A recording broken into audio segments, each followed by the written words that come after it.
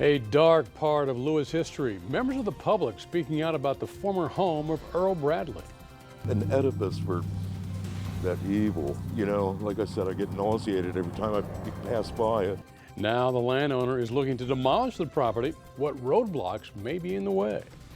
Good evening. I'm Paul Butler. Steve Hammond is off tonight. This is WBOC News at 6. He's been called the worst pedophile in American history. We're talking about former pediatrician Earl Bradley, who was locked away in prison for life in 2011 after being found guilty of raping 103 child patients.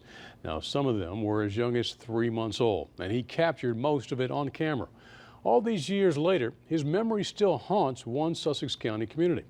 Our Sussex County Bureau Chief Evan Koslov joins us live in Lewes tonight outside the home of the former pediatrician. And Evan, a church now owns that property, and they're trying to demolish it. That's right, Paul. The church received this property in 2014 through an anonymous donation. Since then, they've been trying to figure out what to do with it.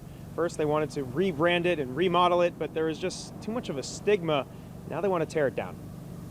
What importance does a building hold? In the end, it's just 4 walls, a roof, some windows, and a door. But for many in Lewes, 344 Savannah means much more. That was the home of Earl Bradley, perhaps the most notorious child predator in American history. As a pediatrician in Lewes, he molested some 103 children before being arrested. Many neighbors say there's now a stigma to that home.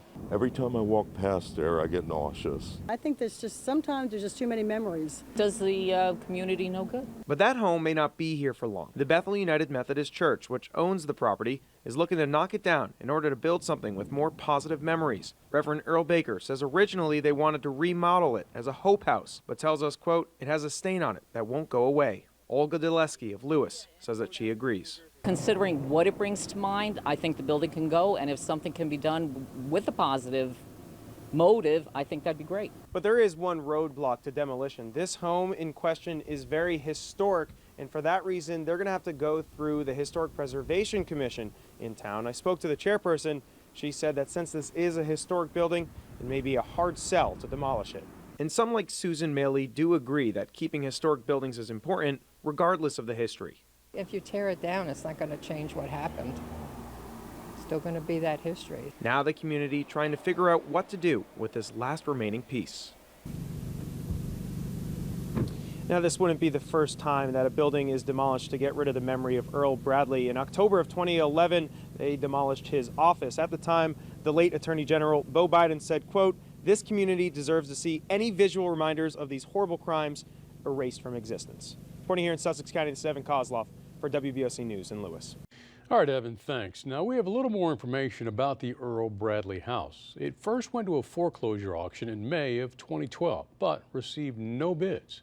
2 years later, the house was given to the church in January through an anonymous donation. For the last 2 years, no action has been taken by the church as they have tried to find an adequate solution for that property in Sussex County. Now, to take a look back on WBOC's online coverage of the Bradley case, you can now get it on the Web Extra page of WBOC.com.